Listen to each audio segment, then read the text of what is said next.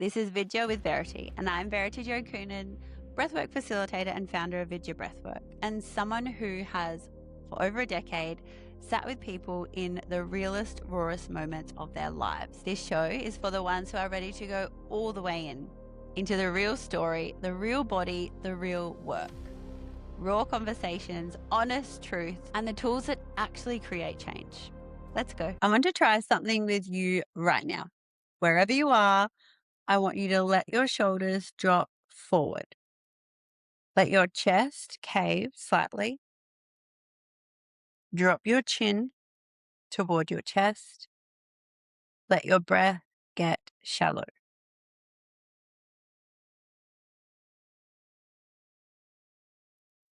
Now notice how you feel, not what you think, how you feel. What emotions are present? What is your sense of self in this moment? Now, roll your shoulders back, lift your sternum, let your chin come to neutral. Take a breath. Let it go all the way down to your belly. Different, isn't it?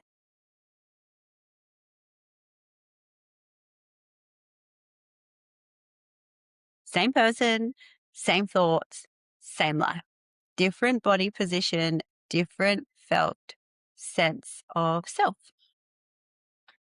This is not a coincidence. This is the body and identity running on the same circuit. And today, in this episode, we go all the way into that circuit.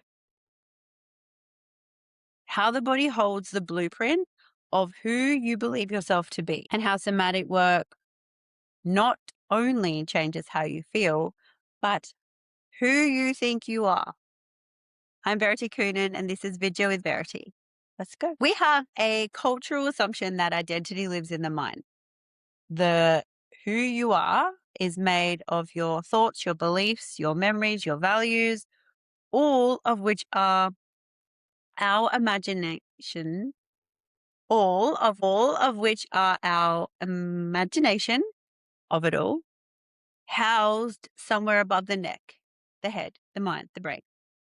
But the body has a different understanding of who you are. And it has been building that understanding since long before you had the language to participate in this conversation. Your earliest experiences before conscious memory were experienced and stored in the body. The quality of the touch you received, the emotional temperature of the room, the faces that leaned toward you with warmth or turned away with disconnection. Your body was taking it in, all of it, and building a model, a physical model of what the world is like, what other people are like, and what you are like within it all. This model is held in your muscle tone, in your breath pattern, in your posture, in the way you hold your jaw, in the automatic tightening in your chest when you feel someone gets too close, in a collapse of your shoulders when you feel ashamed, in the way your whole body opens when you genuinely feel safe. This is physiology. The body is not the container for the self. The body is the part of the self. And changing the body at a deep enough level changes who you are. There is a sense that most people were never taught about. It doesn't get listed alongside sight, hearing, smell, taste, touch, even though it may be the most important one in understanding who you are. It's called interoception, and it's the ability to sense what's happening inside your body. Your heartbeat, your breath, your gut, your temperature, the quality of tension in your muscles, the feeling of your feet on the floor, being grounded. Interoception is the foundation of self-awareness. Before you can know what you feel, you have to be able to feel. Before you can know what you want, you have to be able to access to the signals that carry that information.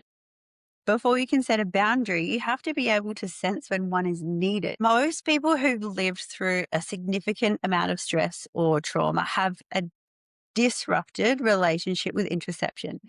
The body sent signals that were too painful or too inconvenient to receive. And so the system learned to turn the volume down, to disconnect, to freeze, to live primarily from the neck up. It was easier just to think. The result is a kind of identity that floats, that is entirely constructed from thought, from what I should want, from what I should feel, what I should be, rather than from the actual lived experience of being in the body. Somatic work rebuilds interoception. It turns the volume back up carefully, progressively, so that the body's signals can start to receive them again. And when they can, something remarkable starts to happen. You start to know things about yourself that you couldn't access before. Desires, boundaries, preferences, truths. Not because someone told you, but because you could finally meet them. And it's wild to experience. I remember when you get to points and all of a sudden, and I don't know my favorite song or my favorite color, it's like I've got lost in life. And when you come back to pausing and having time in your body, all of those come back. Every identity has a posture. If you've seen on TikTok where they have to guess a letter or a number by a move that they do. Same, everything has a physical signature. The person who learned that they were too much, there's often a caving inward, making themselves smaller. The shoulders come forward, the breath stays high in the chest, and the voice loses some of its volume. The body's doing what the environment taught, to take up less space. The person who learned that vulnerability was dangerous, there's often an armoring, a protection, a holding in the chest or the jaw that rarely ever fully releases, a readiness in the body, even in moments of rest. The body is on guard, even when the guard is no longer needed. The person who learned they were only worthy when they were performing, there's often a forward lean, an urgency in the posture that the body is always slightly ahead of itself, always reaching towards the next thing. None of this is ever chosen. All of this was learned and all of it is held, not in the story you tell about yourself, because logically you can know, but in the tissue, in the muscles, in the automatic habitual shape your body returns to when no one's watching. So I want you to ask yourself something and I want you to sit with it rather than answering immediately. What is the posture of the identity you are ready to release?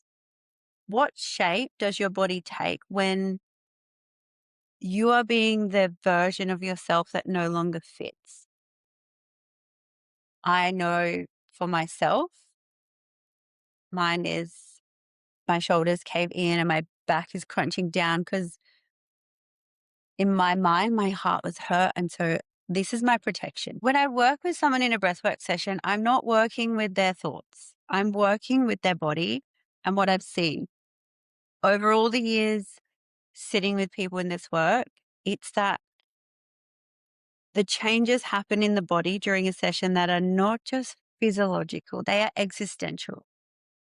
I've watched people come into sessions carrying a particular quality, a tightness, a guardedness of their body, a held quality in their chest, and they leave with their shoulders 3 inches lower than when they arrived.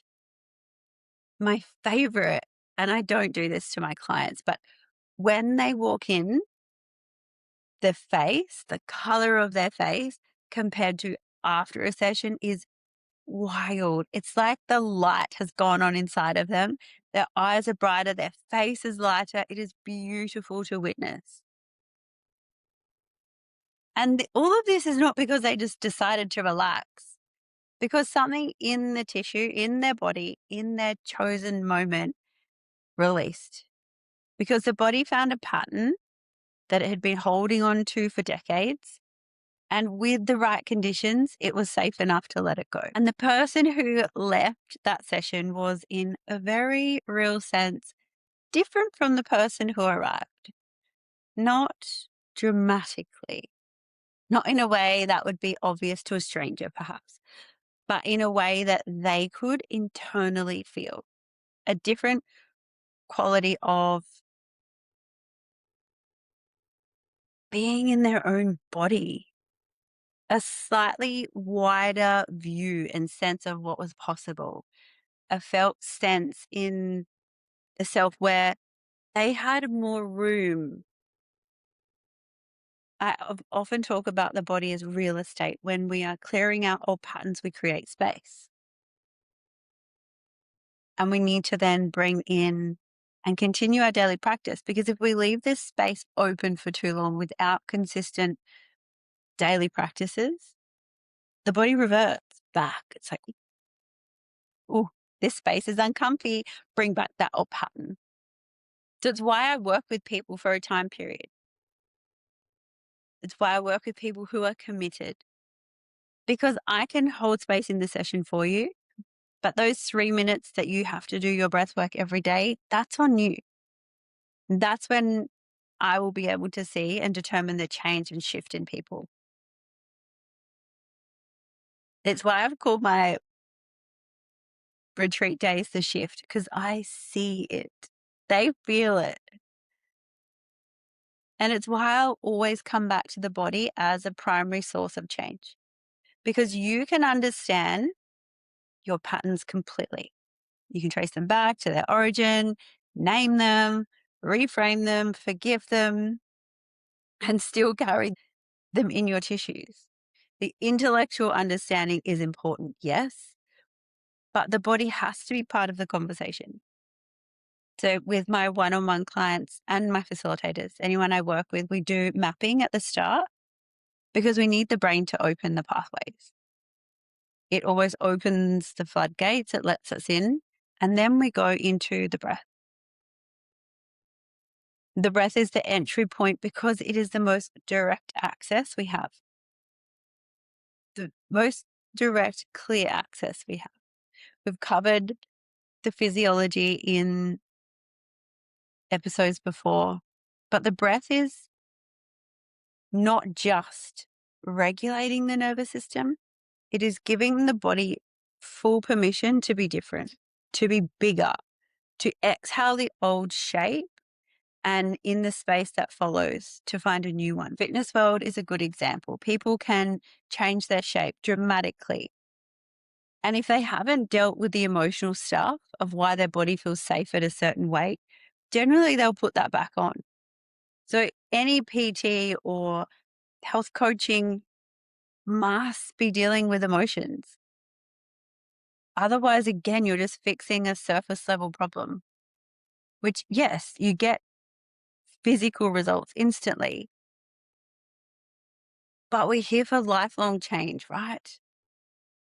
You want to change the health, the eating patterns, because there's an emotional relationship with food that needs to be addressed. I'll leave you with this. The identity you are becoming is not just a new set of beliefs.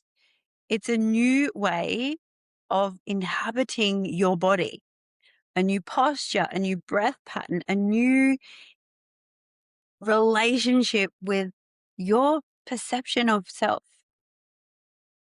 One in which the body signals are welcome rather than muted or avoided, in which your felt sense has room to expand and grow and try new things.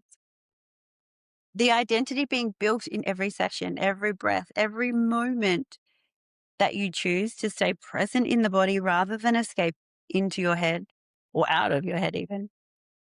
Every time you feel the activation and breathe through it rather than act from it, every time you notice an old posture and with gentleness, just adjust without judgment, You're finding your way back to the new one. You're not discovering who you are building who you are. And the building material is the body. When you've looked your best physically, have you felt your best? The Vidya app has practices specifically designed to work with this, your identity, your awareness practices. Generally, every breath I start with starts with this body scan sequence, because the more I can drill it into people's brains and my clients' brains, it becomes the norm. And it becomes less about incorporating something else. It's about becoming more present and giving yourself a pause. If this episode has opened something for you, that's where to take it next. Into the app, into our community. Share this if it gave you something. Verity Jo Coonan on Instagram, and I will see you next week. Ciao. That's it for this week. If something landed for you, please share it with someone who's genuinely ready to hear this. And I would love if you have 2 minutes to leave us a review on wherever you listen to your podcast, because this genuinely helps people find us. You can find me on Instagram at Verity Jo Coonan. And if you're interested in becoming a breathwork facilitator or joining the Vidya app, I'll link it all in the show notes. See you soon.